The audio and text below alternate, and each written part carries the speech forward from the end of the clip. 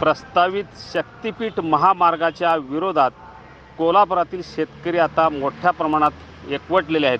या शक्तिपीठ महामार्गाला जोरदार विरोध करण्यासाठी कोल्हापुरात आज रखरखत्या उन्हातही शेतकऱ्यांनी भव्य मोर्चा काढला. या मोर्चाच्या वतीने कोणत्याही परिस्थितीत शक्तिपीठ महामार्ग होऊ देणार नाही असा इशाराच सर्व शेतकऱ्यांनी दिलेला आहे. या मोर्चात खासदार शाहू महाराज, माजी खासदार राजू शेट्टी, माजी आमदार संजय घाटगे, काँग्रेसचे आमदार सतेज पाटील, ऋतुराज पाटील, जयश्री जाधव, भारत पाटणकर, गिरीश फोंडे, के.पी. पाटील, आर.के. पवार, उदय नारकर, विजय देवणे, जालंधर पाटील यांच्यासह अनेक नेते सहभागी झाले होते. या सर्वांनीच या शक्तिपीठ महामार्गाला जोरदार विरोध केला. काहीही झालं तरी कोणत्याही परिस्थितीत हा मार्ग होऊ देणार नाही असं एकजुटीने या सर्वच नेत्यांनी यावेळी सुनावलेलं आहे.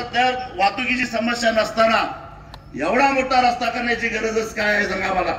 आणि रस्ता करायचाच असेल तर हे आता गोव्याला तुम्हाला जायचं आहे ते रस्ते रुंद करा, चौपदरीकरण करा. आता गोव्याला जायला आपल्या जिल्ह्यातनं किती रस्ते आहेत? आंबोलीतनं जावा, गोंड्यातनं जावा, इकडे अनुस्कुऱ्याकडनं जावा, गगनबावड्यावरनं जावा, इकडनं जायचं तिकडनं जावा. ते रस्ते रुंद करा, ते रस्ते अजून चांगले करा. नवीन रस्ता करायची गरजच काय. आणि म्हणून या रस्त्याला शेवटपर्यंत ताकदीने विरोध करायला पाहिजे. खरं तर कुठला तर नवीन प्रयोग आणायचा करायचा आणि कोल्हापूरवर लादायचा हे चाललंय. मध्ये आपल्या पाटगाव धरणातलं पाणी अदानीला द्यायला निघाली होती. म्हणजे धरणं सुद्धा उद्योगपतींना विकायचं.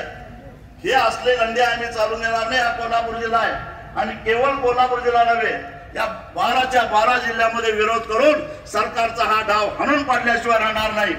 माझी व्यासपीठावरच्या नेत्यांना एवढीच विनंती आहे, आता कदाचित सरकार निवडणुका तोंडावर आहेत म्हणून स्थगिती देईल. आम्हाला स्थगिती नको, रद्दच व्हायला पाहिजे. आणि इथं बसणाऱ्यांना सुद्धा विनंती आहे, नोव्हेंबर डिसेंबरला सुद्धा आंदोलन झाल्यावर या म्हणजे झालं नाही तर नुसतं निवडणुकीपुरता येऊ नका.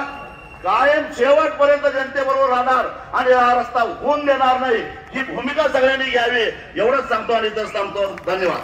अगदी सुरुवातीपासून या सरकारनं शेतकऱ्यांच्या घरावर नांगर फिरवायचं ठरवलं होतं. ज्यावेळी या रस्त्याची घोषणा झाली त्यावेळेपासून कागलचे माजी आमदार संजय बाबा घाटगे अगदी प्रत्येक कोल्हापूर जिल्ह्यातील प्रत्येक शेतकऱ्याच्या दारात जाऊन या रस्त्याविषयी आणि शेतकऱ्यांच्या बाजूने उभे राहिले. नेहमीच खरोखरच आम्हाला शेतकऱ्यांना 12 हत्तीचं बळ दिलं ते संजय बाबा घाटगे आपली भूमिका मांडत आहेत.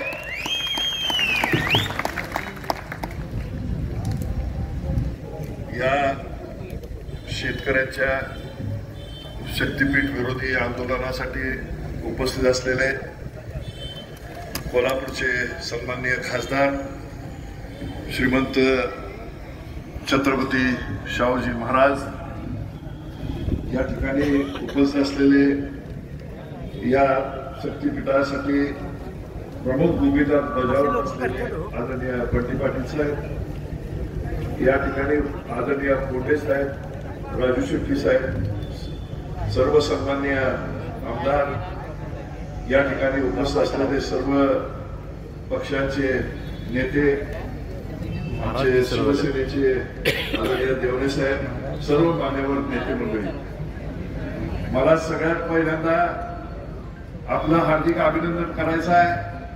जे उन्हात बसले त्या सर्व शेतकऱ्यांच्या मुलांचं, माता भगिनींचं, सर्वांचं मनापासून अभिनंदन. या ठिकाणी ऊन लागत असताना सुद्धा कसुभरही आमचा शेतकरी हललेला नाही. हेच तुमच्या या ठिकाणी निर्धाराचं एक प्रतीक आहे असं म्हटलं तर काय वाव होणार नाही. माझ्या मित्रांनो, शक्तिपीठ महामार्ग हा समृद्धी महामार्गासारखाच एक मोठा महामार्ग व्हावा ही सरकारची भूमिका आहे. शक्तिपीठ महामार्गाच्या दृष्टीनं हा ज्यावेळेला महामार्ग आखला गेला त्यावेळेला समृद्धीमध्ये समृद्धी महामार्गामध्ये बऱ्याच लोकांच्या